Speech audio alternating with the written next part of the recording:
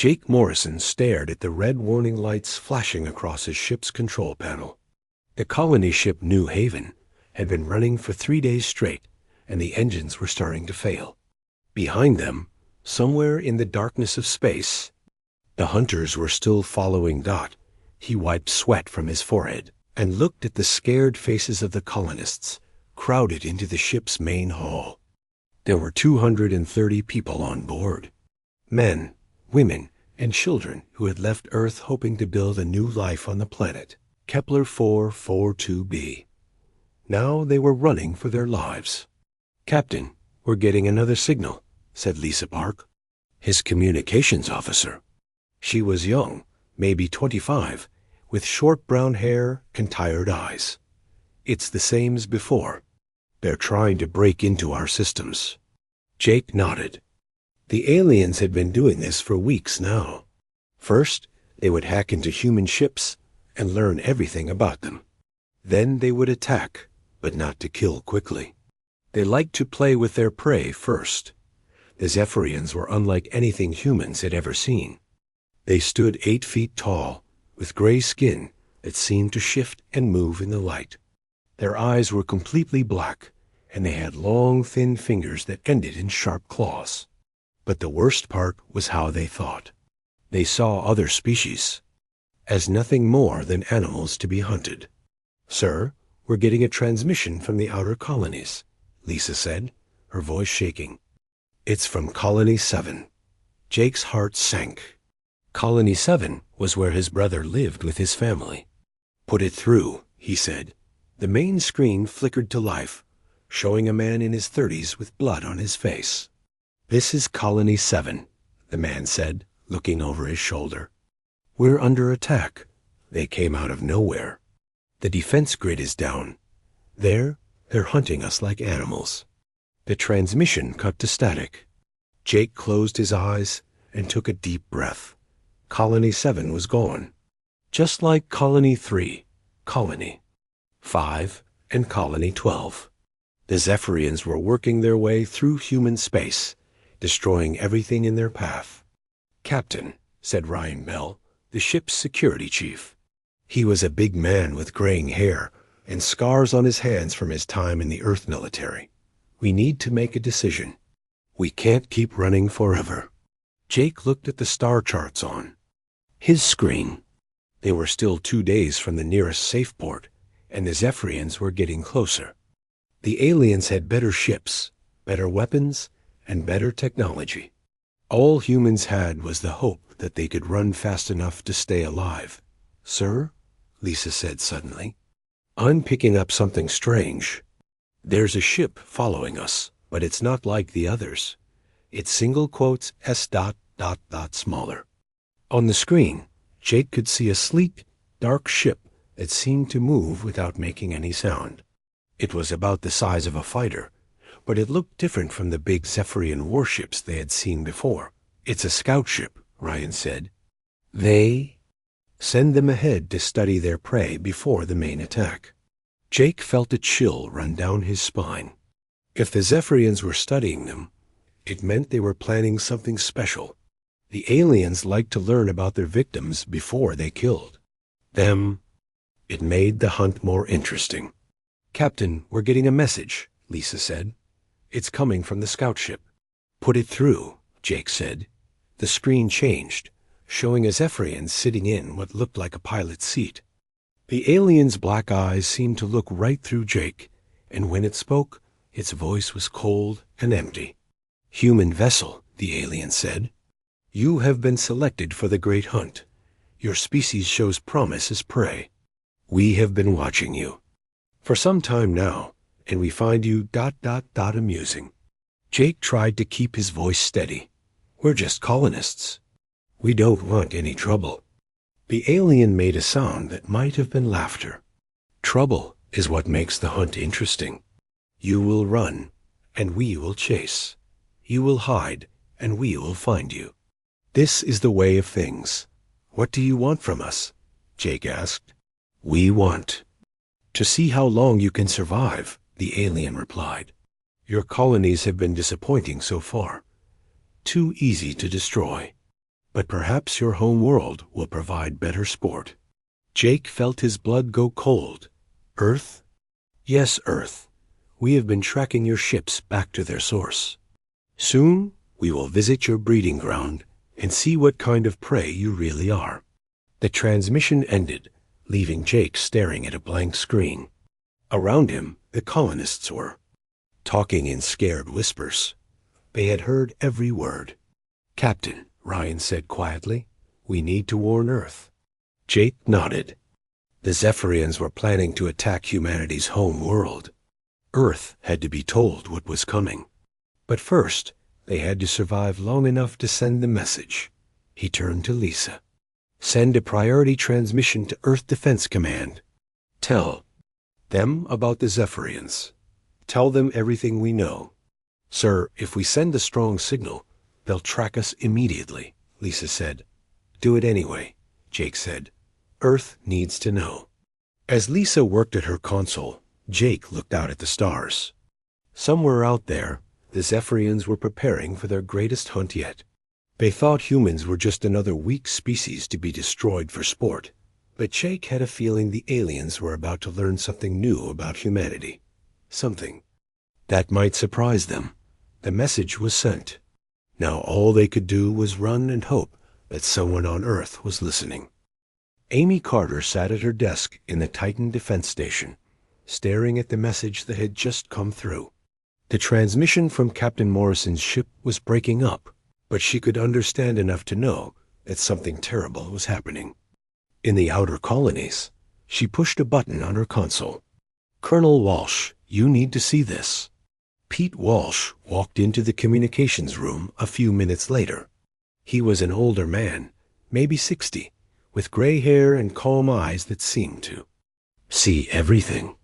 He had been Amy's commanding officer for 3 years, and she had never seen him get excited about anything.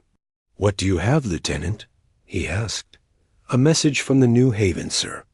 They're being hunted by aliens. They call themselves Zephyrians. Pete's face didn't change, but Amy noticed his hands tighten into fists. Play it again, he said as the message played. Pete listened carefully. When it ended, he was quiet for a long moment.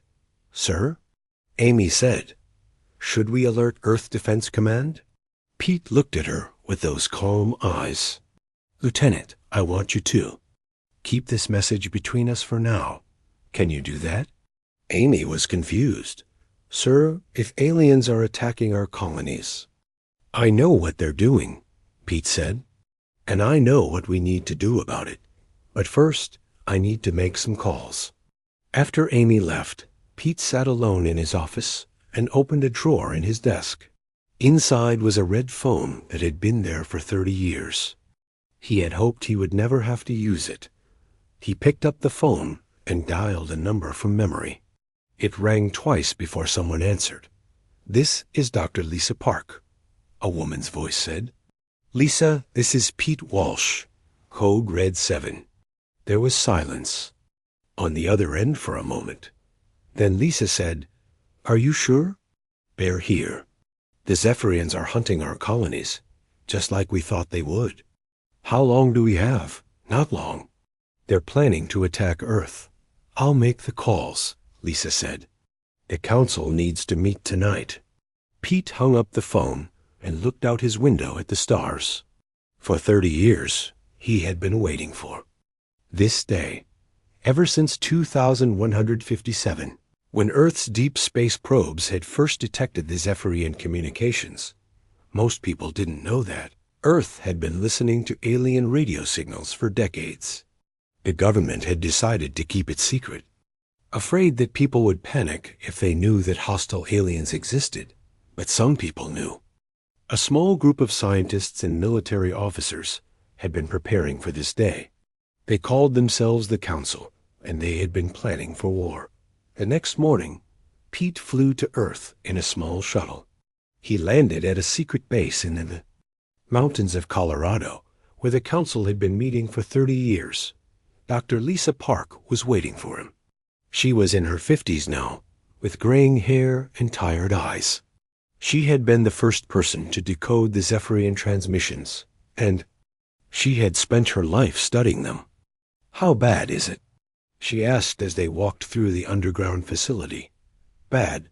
They're not just attacking random colonies. They're hunting us like animals."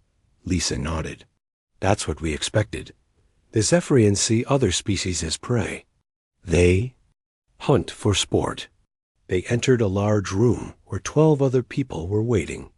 These were the members of the council, scientists, military officers, and government officials who had been preparing for this day. General Troy Martinez stood up as they entered. He was a tall man with dark hair and serious eyes. "We've been monitoring the situation," he said. "The Zephyrians have destroyed 6 colonies in the past month. They're moving toward Earth." "How long do we have?" asked Dr. Sam Phillips, the council's head scientist. 6 months, maybe less," Lisa said. "Their ships are faster than ours, but they're taking their time. They like to study their prey before they attack."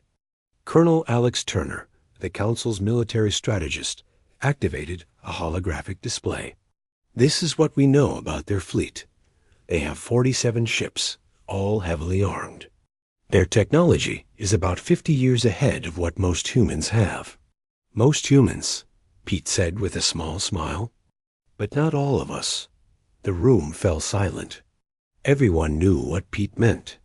For 30 years, the council had been developing weapons and technology that the rest of humanity had never seen. They had been preparing for this war. "Show them, Lisa," said. Alex pressed a button, and the holographic display changed. Now it showed images of ships that looked unlike anything the Zephyrians had ever seen. Sleek, powerful vessels with weapons that could tear apart enemy ships in seconds.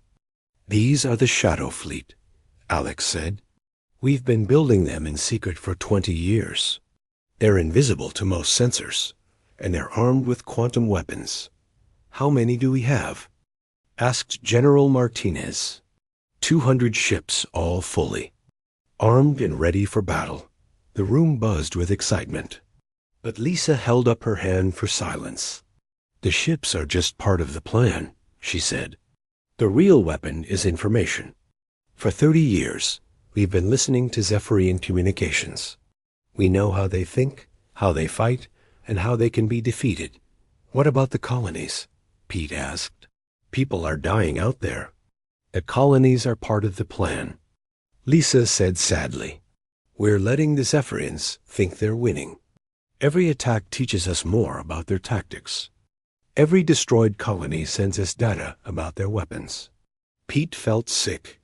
"We're sacrificing our own people. We're saving our species," Lisa replied. "If we attacked now, we might win a few battles, but we'd lose the war. The Zephyrians would call for help from their allies. We'd be facing 12 alien species instead of 1. So what do we do?" asked Colonel Turner. Lisa activated another display. This one showed Earth, surrounded by a network of hidden weapons and sensors. "We let them come to us," she said. "We let them think they're hunting weak prey. And when they attack Earth, we show them what humanity really is." The plan was simple but dangerous. Earth would appear defenseless, luring the Zephyrians into a trap. When the aliens attacked, they would discover that humanity had been preparing for this war for decades. "What about the people?" Pete asked.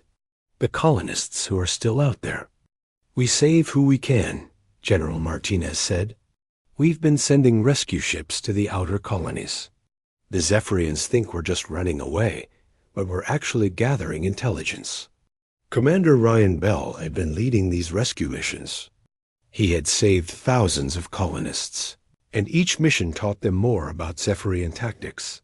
Meanwhile, Master Sergeant Kate Davis was training a new kind of soldier. The Ghost Marines were humans who had been enhanced with alien technology. They could move unseen by Zephyrian sensors, and they were stronger and faster than any human had ever been. "The Zephyrians think they're the perfect hunters," Lisa said, "but they've never hunted anything like us. They're about to learn that humans are the most dangerous prey in the galaxy. Pete nodded. The war was coming, and humanity was ready. The Zephyrians thought they were hunting weak colonists, but they were actually walking into the greatest trap ever set. Earth had been watching and waiting. Now it was time to show the galaxy what humans could really do. War Master Kethfaran stood on the bridge of his flagship, watching the blue planet grow larger on the main screen. Earth looked peaceful from space, with its white clouds and green continents. It was hard to believe that this small world was the home of the species they had been hunting. "Report," he commanded in his deep, harsh voice. Sub-Commander Zektar stepped forward. He was younger than Kethfaran, but he had proven himself in many hunts. "We have destroyed all the outer colonies. War Master, the humans are fleeing back to their home world. And their defenses? Almost nothing. A few old space stations, some patrol ships. Their military seems weak and disorganized." Kethfaran nodded. This was what he had expected. Most prey species were like this, strong enough to be interesting, but not strong enough to be truly dangerous. "The humans have been disappointing," he said. "Their colonies were too easy to destroy. They ran like frightened animals." "Perhaps their home world will provide better sport," Zektar suggested. Kethfaran looked at the planet again. Intelligence reports said that Earth had about 8 billion humans living on it. It would be the greatest hunt in Zephyrian history. "Begin the attack," he ordered. The Zephyrian fleet moved toward Earth. 47 ships, each one capable of destroying a city. They had been hunting for 300 years, and they had never lost a battle. On Earth, Admiral Chris Stone sat, in the command center, deep beneath the Colorado Mountains. He was watching the alien fleet approach on dozens of screens. Around him, officers and technicians worked quietly, preparing for the battle that would decide humanity's future. "Sir, the Zephyrians are entering the solar system," reported Captain Nina Ross. She was young for a captain, but she had been chosen for this mission because she was one of the best tactical minds in the fleet. "Any response from our defense?" "Stations?" Chris asked. "None, sir. We're maintaining radio silence, just like the plan." Chris nodded. The plan was for Earth to appear completely defenseless. No defensive fire, no warning signals, no military response at all. The Zephyrians had to believe that humanity was beaten and helpless, but the truth was very different. Hidden throughout the solar system were hundreds of weapons platforms, each one more powerful than anything the Zephyrians had ever seen. Every asteroid, every moon, every space station had been turned into a fortress. "Sir, we're getting reports from the Shadow Fleet," said Lieutenant Commander Beth Clark. "All ships are in position and ready." The Shadow Fleet was humanity's secret weapon. 200 ships that were invisible to most sensors, armed with weapons that could destroy enemy vessels in seconds. They had been hiding in the outer solar system for months, waiting for this moment. "And the Marines?" Chris asked. "The Ghost Marines are ready for deployment," Beth replied. "Sergeant Davis has them standing by for boarding actions." Chris allowed himself a small smile. The Zephyrians thought they were hunting frightened colonists, but they were about to face the most advanced military force humanity had ever created. On the Zephyrian flagship, Kethfaran was growing impatient. His fleet had been approaching Earth for 6 hours, and there had been no response from the planet's defenders. "Are you certain their military is active?" he asked Zektar. "Our intelligence shows that they have a space force, but it seems to have retreated to the far side of the planet." Kethfaran made a sound of disgust. "Cowards? They are hiding behind their world like frightened children." "Perhaps we should send a message," Zektar suggested. "Let them know that resistance is useless." "No," Kethfaran said. "We will destroy their defenses first. Then we will broadcast our terms." The Zephyrian fleet moved closer to Earth. They could see the planet's space stations now, dark and quiet. There were no ships patrolling the area, no signs of military activity. "War Master," said the ship's scanner operator, "I'm detecting something strange. The asteroid belt seems to have more objects than our charts show." Keth Varan looked at the display. There were indeed more asteroids than expected, but that wasn't unusual. Human charts were often incomplete. Probably mining operations. He said, "These humans are always digging in the rocks." What Keth Varan didn't know was that those asteroids were actually weapons platforms. Each one was armed with quantum cannons that could punch through the strongest armor. There were over 300 of them, all aimed at his fleet.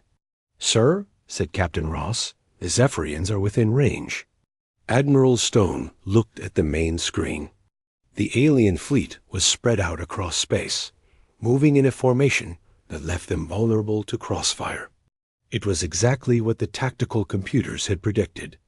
"All stations, this is Admiral Stone," he said into his communicator. "Execute. Operation Starfall." Across the solar system, weapons platforms that had been hidden for decades suddenly came to life. Asteroid bases revealed their true nature, opening massive gun ports and powering up their weapons. Space stations that had appeared empty and abandoned suddenly bristled with defensive systems. The first quantum cannon fired from an asteroid near Mars. The beam of pure energy crossed space in seconds and struck the Zephyrian ship closest to Earth. The alien vessel simply vanished, torn apart by forces that its armor couldn't resist. What was that? Keth Varan roared. Before anyone could answer, a dozen more beams fired from different directions. 3 more Zephyrian ships were destroyed. Instantly, "We're under attack," Zektar shouted. "The asteroids are firing at us." "Impossible," Keth Varan said. "Humans don't have weapons like this." But the evidence was all around them. The peaceful solar system had suddenly become a death trap. Weapons fire was coming from every direction, from asteroids, from space stations, from hidden platforms that hadn't been there moments before. "Sir, we're detecting ships," the scanner operator reported. "Hundreds of them, closing fast." On the main screen, the Shadow Fleet appeared as if from nowhere. Sleek, dark ships that seemed to materialize out of empty space. They moved with a grace and speed that no Zephyrian ship could match. "Where did they come from?" Keth Varan demanded. "I don't know, War Master. Our sensors didn't detect them until now." The Shadow Fleet attacked with deadly precision. Each ship was armed with weapons that the Zephyrians had never seen before. Quantum torpedoes that could phase through shields, plasma beams that could slice through hull metal like paper, and kinetic weapons that struck with the force of meteors. "Return fire," Keth Varan ordered. The Zephyrian fleet tried to fight back, but they were surrounded and outnumbered. Their energy weapons, which had easily destroyed human colonies, barely scratched the armor of the Shadow Fleet ships. "War Master," Zektar said, his voice shaking, "we're losing ships fast. We need to retreat." "No," Keth Varan snarled. "We are the hunters. We don't retreat from prey." But even as he spoke, another Zephyrian ship exploded under the combined fire of 3 human vessels. The great hunt was becoming a massacre, and the Zephyrians were the ones being hunted. "Sir," said Captain Ross, "we're receiving a transmission from the Zephyrian flagship." "Put it through," Admiral Stone said. The main screen showed Keth Varan's face, his black eyes wide with shock and rage. "Human Commander, I demand to know how you possess such weapons." Admiral Stone smiled coldly. "We've been watching you for 30 years, War Master. We know all about your hunts, your tactics, and your weaknesses. Did you really think we would sit defenseless while you murdered our people? This is impossible. Your species is primitive." "We wanted you to think that," Stone replied. "Every colony you destroyed, every ship you hunted, every human you killed. It was all part of our plan. We've been studying you, learning from you, preparing for this moment. The truth hit Kethvaran like a physical blow. The humans hadn't been helpless victims. They had been playing a deeper game, sacrificing their own people to gather intelligence about their enemies. You used your own kind as bait, he said, his voice filled with something that might have been respect. We did what we had to do to survive, Stone said. And now you're going to learn what it feels like to be hunted. Around the Zephyrian fleet, the trap was closing. The great hunters had become the hunted, and they were about to discover that humanity was the most dangerous prey in the galaxy. The battle for Earth's solar system was unlike anything the Zephyrians had ever experienced. For 300 years, they had been the hunters, stalking weaker species across the galaxy. Now they found themselves trapped and surrounded by an enemy that seemed to anticipate their every move. War Master Kethvaran watched in horror as another of his ships exploded under the combined fire of 3 human vessels. The Shadow Fleet moved like a pack of wolves, coordinating their attacks. With deadly precision, Sub-Commander Zektar, report. He shouted over the sound of alarms. We've lost 18 ships, War Master. The humans are using weapons we've never seen before. Our shields are useless against them. Kethvaran looked at the tactical display. The human ships were everywhere, appearing and disappearing like ghosts. Their weapons seemed to punch through Zephyrian armor like it was made of paper. How is this possible? He muttered. Our intelligence said they were primitive. What Kethvaran didn't know was that every piece of intelligence he had received about humanity had been carefully planned. For 30 years, Earth's military had been feeding false information to Zephyrian scouts, making their technology appear weak and outdated. Colonel Alex Turner sat in the command center of the human flagship Defiance, watching the battle unfold on dozens of screens. The ship was invisible to Zephyrian sensors, hidden by technology that had been developed specifically for this war. Sir, the enemy is trying to regroup, reported Major Beth Clark. They're pulling their remaining ships into a defensive formation. Let them, Alex said calmly. It just makes them easier targets. The human fleet wasn't just using superior weapons. They were using superior tactics, developed by studying Zephyrian behavior for decades. Every move the aliens made had been predicted and countered. Deploy the Ghost Marines, Alex ordered. Major Beth Clark nodded and activated her communicator. Sergeant Davis, you're cleared for boarding operations. Master Sergeant Kate Davis was waiting in the launch bay of a stealth ship that was drifting near the Zephyrian fleet. Around her, 20 Ghost Marines checked their equipment one final time. They were humanity's ultimate soldiers, enhanced with alien technology and trained to fight in the vacuum of space. All right, Marines, Kate said. You know the mission. We board their command ship and take the War Master alive. Intel wants to question him about the other species they've been hunting. The Ghost Marines were unlike any soldiers the Zephyrians had ever faced. Their armor was made from materials that were invisible to alien sensors, and their weapons could punch through the strongest hull plating. They moved through space like they were born to it, using small thrusters to guide themselves toward their target. The Zephyrian flagship was massive, over a mile long and bristling with weapons. But the Ghost Marines found weak points in its defenses, places where the armor was thin or the sensors were blind. Kate led her team through a small cargo port near the rear of the ship. The Zephyrians inside had no idea they were being boarded. Their sensors couldn't detect the human intruders, and their weapons couldn't lock onto targets they couldn't see. Remember, Kate whispered into her communicator, we want prisoners, not bodies. These aliens might know about other threats out there. The Ghost Marines moved through the ship like shadows, taking out guards and disabling security systems. The Zephyrians were completely unprepared for this kind of assault. They had always been the hunters, never the hunted. On the bridge, Kef-Faran was trying to coordinate his fleet's defense when the lights went out. Emergency power kicked in a moment later, bathing everything in red light. "What's happening?" he demanded. "Unknown, War Master," Zektar replied. "We're getting reports of intruders throughout the ship, but our sensors aren't detecting anything." That's when Kate Davis and her team appeared on the bridge. One moment the space was empty. The next moment it was filled with armored figures pointing weapons at the Zephyrian command crew. "War Master Kef-Faran," Kate said, her voice amplified by her suit's speakers. "You're coming with us." Kef-Faran reached for his weapon, but froze when he saw the human soldiers. They moved with a speed and precision that was impossible for his people.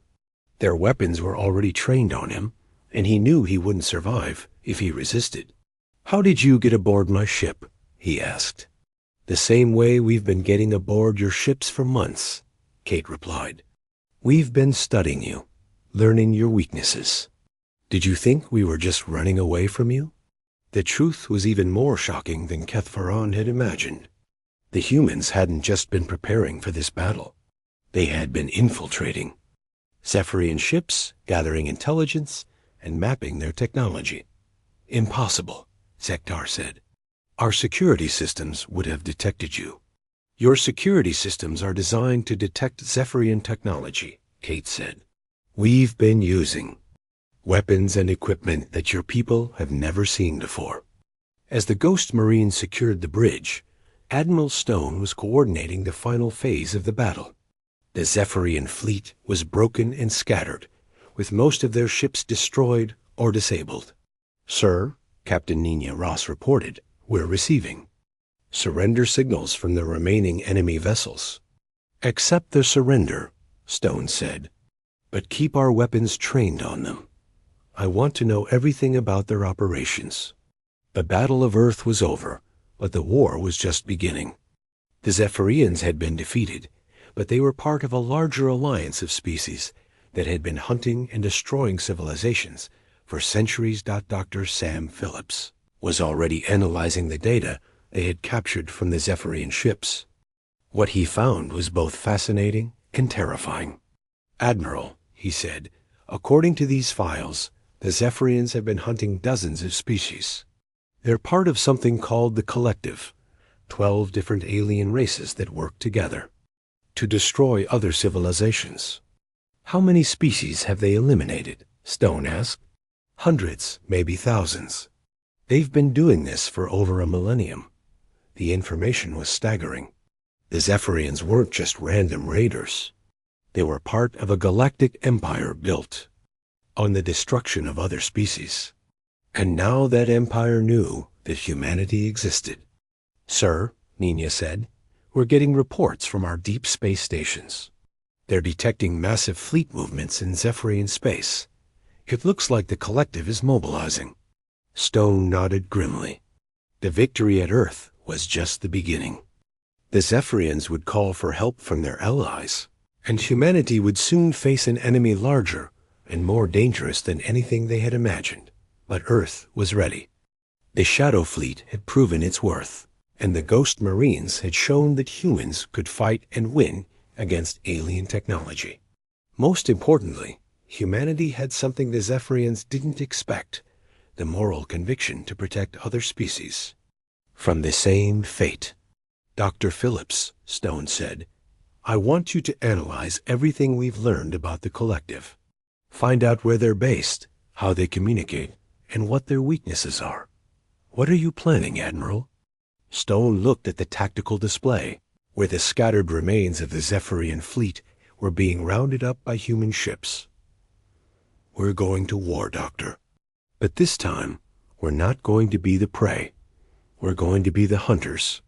The revelation changed everything.